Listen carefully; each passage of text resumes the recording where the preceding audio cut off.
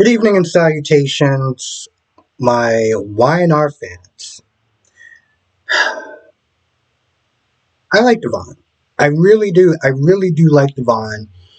And, I get why people don't like Devon to some extent. But one of the many reasons why I like Devon is because he stands on business. Okay? If he doesn't like somebody, he's not going to fake the funk. Okay? He's going to be brutally honest with you. And that's what I respect. And this scene displays why I like him and why some people don't like him, which is a little baffling to me, but okay, fine. So Devon is talking with Nate, and Audra comes up. And Audra's like, how you doing, guys, and everything like that. And, Nate turns around and acknowledges her, and Devon is just sitting there drinking, just drinking his drink or whatever.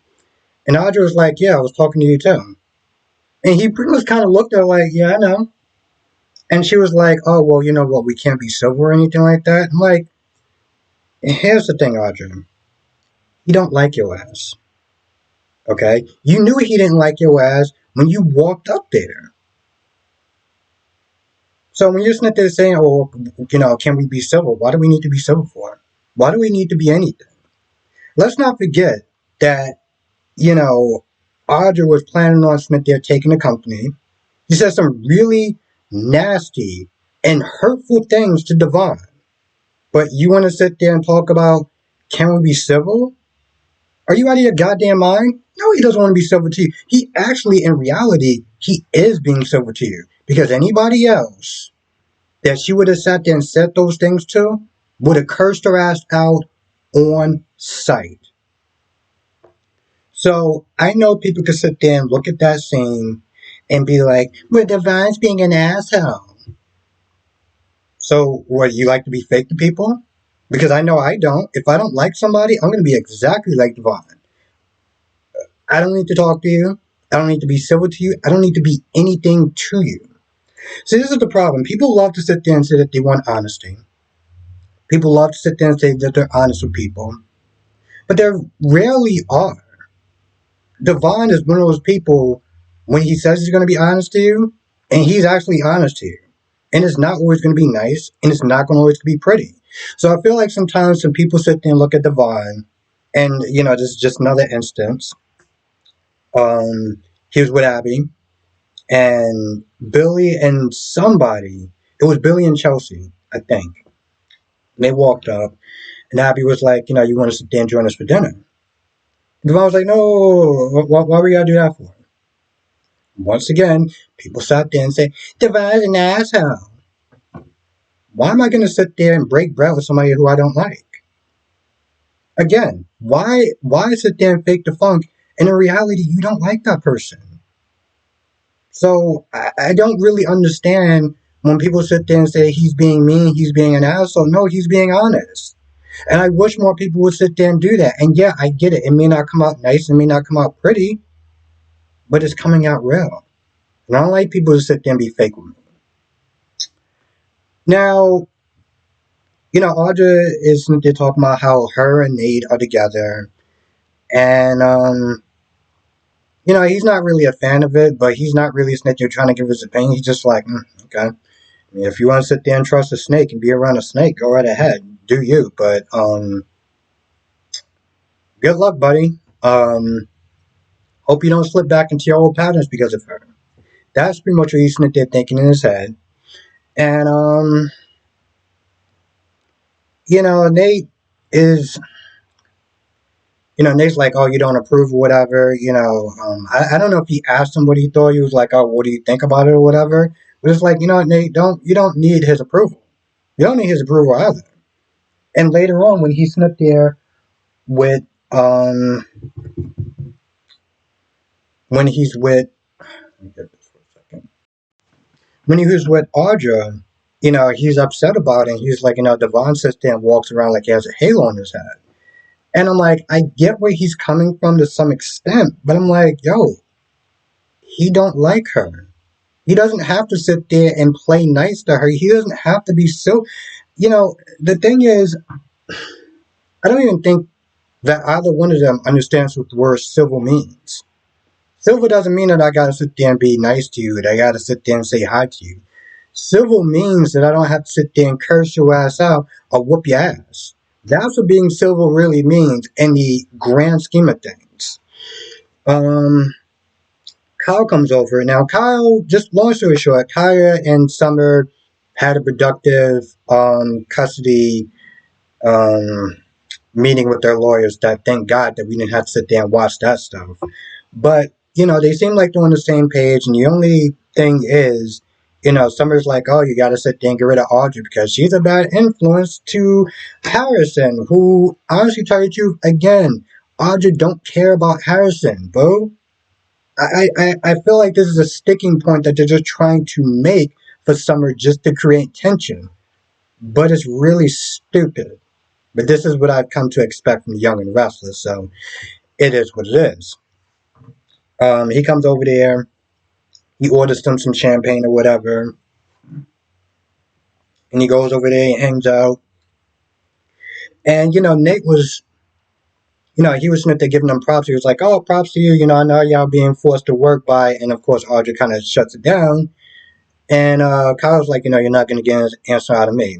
It's not like he doesn't already know." I honestly tell you the truth, I think that if they really knew them, most people would probably guess who it is. I don't understand why is Victor Smith they keeping that a secret so far. That doesn't seem like it really makes a lot of sense.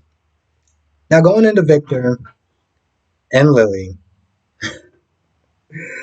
Lily. At some point she's gonna have to sit there and, come back to Yvonne's company because, she has a meeting with Victor and she's telling Victor about this deal that Billy's working on. This new deal. He's working with a new company called Odyssey that does like AI stuff. And long story short, she's like, it could be problematic because, it can cause a lot of layoffs. Stop and think about that for a hot minute. You have an AI that could sit there and do what, let's say, 20 people are doing, or even 7 people are doing. Guess what? Those 7 to 20 people are probably going to want to be laid off. But Billy thinks this is a great idea, so he's going to wind up doing it. And, if it was Lily there, Lily would have probably tried to make the deal as best as it could without pretty much effing over the employees that are working for them. So, long story short, Lily was like, listen, if we can get that company, or, Numi can get that company, then it'll leave Billy scrambling. He'll look bad in the business world, and when he starts scrambling, that's when he gets vulnerable, he makes mistakes, and he self-destructs. So that's the idea to sit there and take Billy down.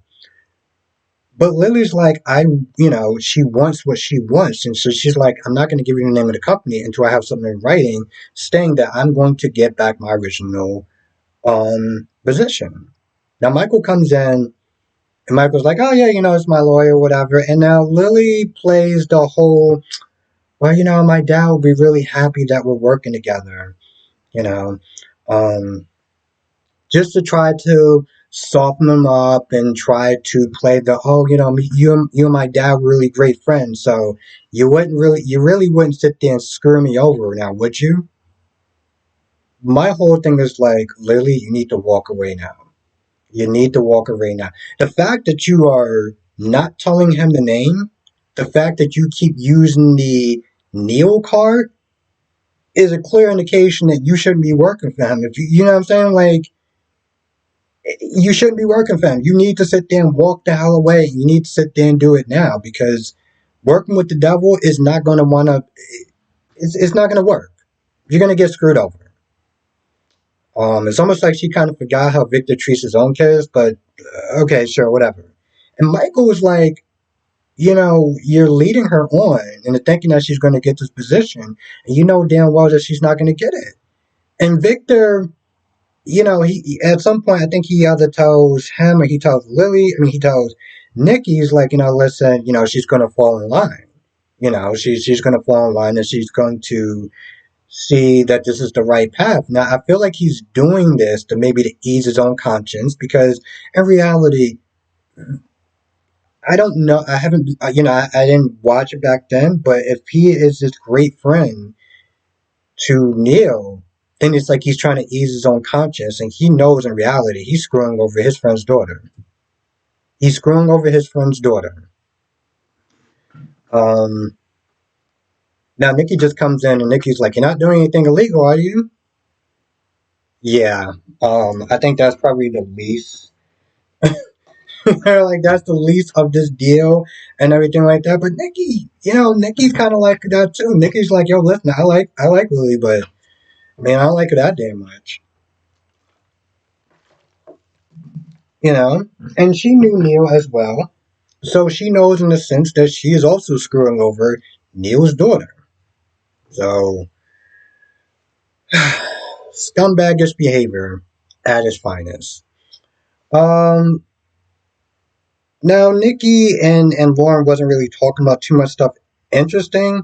I did like the fact that Nikki was like, "Hey, listen, I got a secret deal that I'm sitting there working on with Victor and everything, but I can't say what it is." Okay, if you can't sit there and say what it is, then why even bring it up in the first place? Like, I felt like that was kind of stupid. And Lauren's not there worried that Michael's going to be involved in something illegal and shady, and Nikki's like, well, that's not the case. My husband is not going to sit there and pretty much kind of leave Michael into a downward path or whatever, or screw him over or anything. And I'm like, so I guess we're just going to sit there and forget the time that Michael was working for Victor, and he wound up in some sort of foreign country, in some sort of prison. I guess we just gonna act like that didn't happen. Which, by the way, again, I gotta just sit there and mention that would have been a great story to sit there and show how he got out of that prison. That would have been a great story, but of course, budget and budget.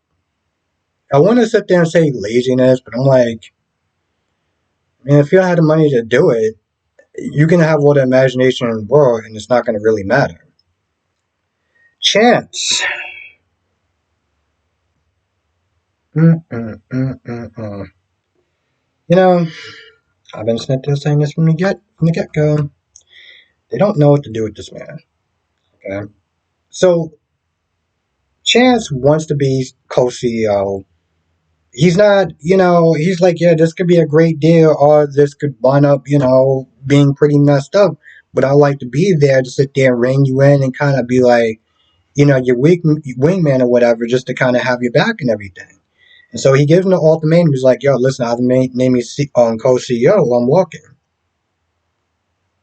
Billy was like, you're not ready yet. You've been in the business world for like, what, 5 minutes? You already want to sit there and shoot your ass to the top, which is more than realistic to be like, bro, are you serious?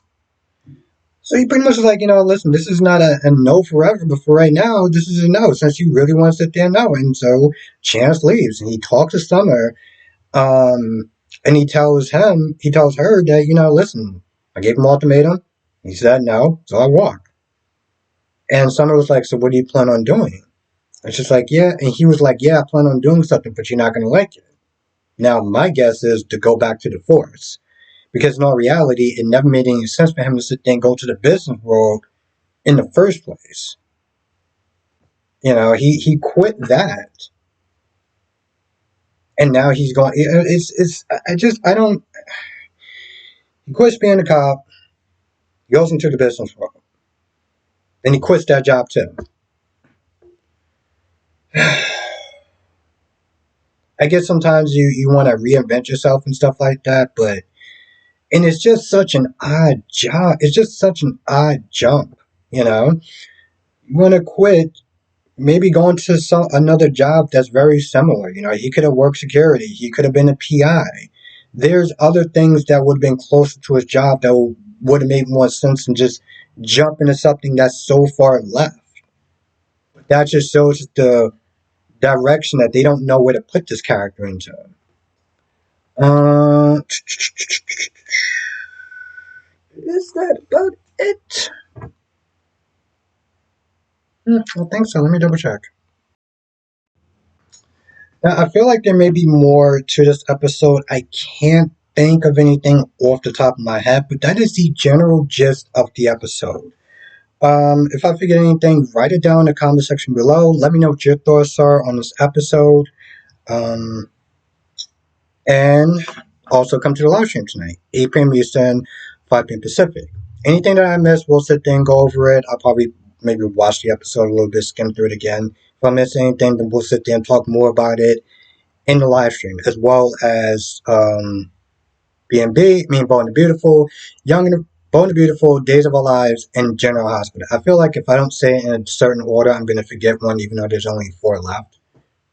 Apparently, there's a new show that I have not been aware of since 2009 called Venice. If you heard of it, let me know what your thoughts are about that as well. I just know that it has a woman named Hillary B. Smith, the woman that used to play Nora Buchanan. Anyway, anything I forget, we'll sit there and talk about it in the live stream. And with that being said, I'm going to go. I'll see you in the next video, or hopefully live stream.